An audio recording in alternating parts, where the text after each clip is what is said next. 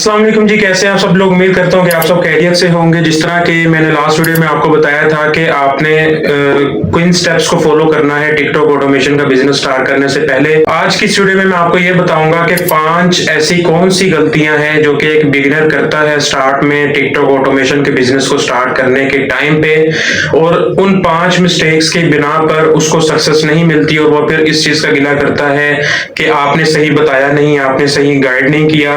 और इसके अंदर मैं आपको कुछ एग्जांपल्स भी दूंगा अपने स्टूडेंट्स की, जिनके मुझे मैसेजेस आए और उन्हें क्या मसले आए, मैंने उन्हें क्या उसका सॉल्यूशन बताया। तो इन सारी चीजों के बारे में मैं आपको आज की इस वीडियो में बताऊंगा। वीडियो आपने पूरी देखनी है, तो चलिए वीडियो को स्टार्ट करते हैं। सबसे पहले नंबर पे जो मिस्टेक आती है वो ये आती है कि चूज द रॉन्ग डिवाइस। अब इस पॉइंट का क्या मतलब है? चूज द रॉन्ग डिवाइस का मतलब ये है कि इस तरह के मैंने लास्ट वीडियो में आपको बताया था कि आपने डिवाइस जो है वो सिलेक्ट करनी है जिसके ऊपर आपको किसी किस्म का भी मसला ना आए। और उस वीडियो के अंदर मैंने आपको ये बताया था कि आपने एलडी क्लाउड के ऊपर काम करना है, आपने वीपीएन प्रॉक्सी के ऊपर काम नहीं करना। उसकी रीजन मैंने आपको ये बताई थी कि उनके ऊपर आजकल आईपी इश्यूज आ रहे हैं, जिसकी वजह से आपकी आईपी लीक होती है और लीक होने के वजह से आपका जो अकाउंट है उसके ऊपर शैडो बैन लग जाता है, जीरो व्यूज के मसले आते हैं और आपका अकाउंट जो है वो फ्रीज हो जाता है। तो इसी वजह से मैंने लास्ट वीडियो में ये बताया था कि आपने एलडी क्लाउड के ऊपर काम करना है।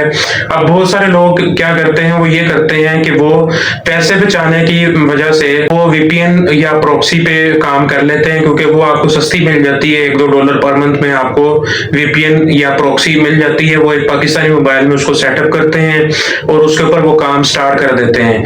लेकिन मैंने लास्ट वीडियो में आपको ये बताया था कि वीपीएन और प्रॉक्सी के ऊपर मसले आते हैं, तो आपने एलडी क्लाउड के ऊपर काम करना है। अगर आपके पास एलडी क्लाउड के पैसे नहीं है तो फिर आप थोड़ा सा सब्र करें, एलडी क्लाउड के पैसे जोड़ें, उसके बाद आप काम करें।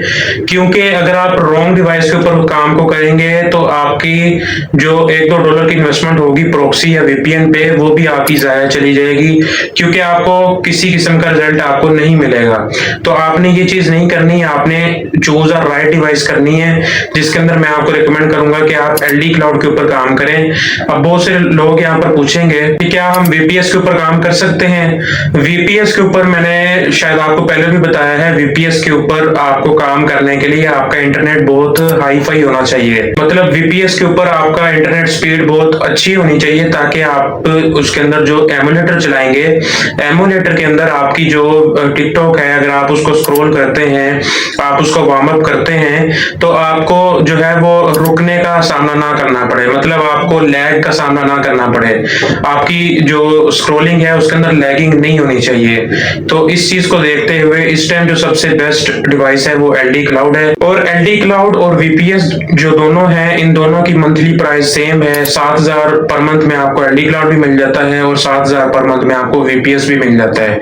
लेकिन एलडी क्लाउड इसलिए बेहतर है कि एलडी क्लाउड एक मोबाइल आपको मिलता है, जिसको आप अपने मोबाइल के अंदर, पाकिस्तानी मोबाइल के अंदर सिंपल यूज कर सकते हैं।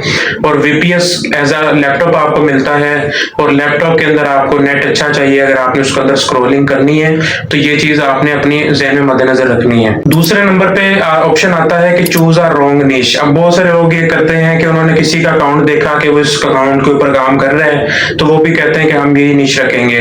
लेकिन होता यह है कि उन्हें उस नीश के ऊपर काम करना नहीं आता। और फर्ज करें अगर आप किसी ने नीश रख ली है, स्पोर्ट्स की नीश रख ली है। अब उन्होंने एक अकाउंट देखा जो बंदा स्पोर्ट्स की नीश के ऊपर काम कर रहा है, और उन्होंने कहा कि हम भी इसी नीश के ऊपर काम करेंगे। लेकिन अब वो जो बंदा काम कर रहा है उसको इस चीज का एक्सपीरियंस है, उसको वीडियोस बनानी आती हैं, उसको क्लिप्स लेने आते हैं। आपको इस चीज का एक्सपीरियंस ही नहीं है, तो आप वो काम कैसे करेंगे? तो आपने सबसे पहले ये देखना है कि कौन सी निश ट्रेंडिंग में है। उसके बाद आपने ये देखना है कि क्या आप उस निश को बना सकते हैं, उसके ऊपर काम कर भी सकते हैं या नहीं कर सकते। तीसरे नंबर पे ऑप्शन आता है कि people can't invest on SSN. SSN क्या होता है आप सबको बखूबी पता है। अब मैं आपसे यहाँ पर एक वाकया शेयर करता हूँ। कल मुझे एक स्टूडेंट का मैसेज आया और उसने कहा कि सर मेरे अकाउंट का क्राइटेरिया कंप्लीट है, लेकिन मैंने वो account Pakistani date of birth के ऊपर बनाया था, तो अब मैंने उसको अप्लाई करना है, तो क्या मैं पाकिस्तानी आईडी कार्ड से कर सकता हूँ? मैंने कहा कि आप नहीं कर सकते। फिर उसने कहा कि मेरा अकाउंट यूके बेस है, तो क्या आप मुझे एक ऐसा एसएसएन प्रोवाइड कर सकते हैं जो कि मेरी इस अकाउंट की डेट ऑफ बर्थ पे हो लेकिन वो यूके का हो? तो मैंने उसको कहा कि मैं इस तरह की सर्विस नहीं देता। तो उसने कहा कि चले आप मुझे ऐसा करें कि आप मुझे एक यूके का एसएसएन दे दें, मैं उसके ऊपर ट्राई करके देखता हूँ। मैंने उसे यूके का एसएसएन दे दिया और उसने ट्राई किया, रात को उसकी वेरिफिकेशन नहीं हो रही थी, तो फिर मैंने उसे यही कहा कि आप एक न्यू अकाउंट बनाएं, आप उसके ऊपर काम करें और डेट ऑफ बर्थ आपने हमेशा एसएसएन की डालनी है। बेशक आप यूके अकाउंट के ऊपर काम कर रहे हैं या यूएसए अकाउंट के ऊपर काम कर रहे हैं, डेट ऑफ बर्थ आपकी एसएसएन वाली ही होनी चाहिए, ताकि आपको वेरिफिकेशन के टाइम किसी किस्म का भी मसला नहीं आना चाहिए। और यहाँ पर अगर आप लोग 2000-2500 रुपए अगर आप लोग बचा के समझते हैं कि हम लोग कामयाब हो जाएंगे, तो यकीन जाने के क्राइटेरिया कंप्लीट करने में बहुत मेहनत लगती है। और उसके बाद अगर आपका अकाउंट वेरीफाई नहीं होता, आपकी आइडेंटिटी वेरीफाई नहीं होती, तो मेरा ख्याल है कि फिर आपका कोई फायदा नहीं है कि आपने इतनी मेहनत की और आपको मोनेटाइजेशन नहीं मिलेगी, आप पैसे नहीं मिलेंगे, तो फिर आपके उस 2000-2500 जो आपने स्टार्ट में बचाया था उसको उस चीज का आपको क्या बेनिफिट है। तो अगर किसी को एसएसएन चाहिए तो मेरे व्हाट्सएप नंबर पे कांटेक्ट कर सकता है। और खुदारा आप लोगों से रिक्वेस्ट है कि एसएसएन के ऊपर ही काम करें, क्योंकि पाकिस्तानी डेट ऑफ बर्थ या पाकिस्तानी आईडी कार्ड इस टाइम एप्लीकेबल नहीं है। चौथे नंबर पे ऑप्शन आता है कि हाई क्वालिटी कंटेंट नहीं होता। मैं यही कहता हूं कि आपने सब स्टेप्स को देखना है। जीरो व्यूज वाली क्लास में भी मैंने ये चीज बताई है कि आपने अपने कंटेंट पे भी फोकस करना है कि क्या आपका कंटेंट हाई क्वालिटी कंटेंट है, क्या आपके कंटेंट में इतनी जान है कि आपका कंटेंट यूजर को एंगेज कर सकता है, क्या आपका कंटेंट इस काबिल है कि वो मोनेटाइज हो सकता है। तो आपने हाई क्वालिटी कंटेंट बनाना है, low quality blur content, low resolution content आपने नहीं बनाना। पांचवें नंबर पे आते हैं doesn't know TikTok community guidelines. अब एक बिगिनर जो आता है वो टिकटॉक की कम्युनिटी गाइडलाइन को पहले नहीं समझता कि टिकटॉक की कम्युनिटी गाइडलाइंस क्या है। आप जब तक किसी प्लेटफॉर्म की गाइडलाइंस को नहीं समझेंगे, आपको कैसे पता चलेगा कि वो प्लेटफॉर्म क्या चीज अलाउ करता है और क्या चीज अलाउ नहीं करता है।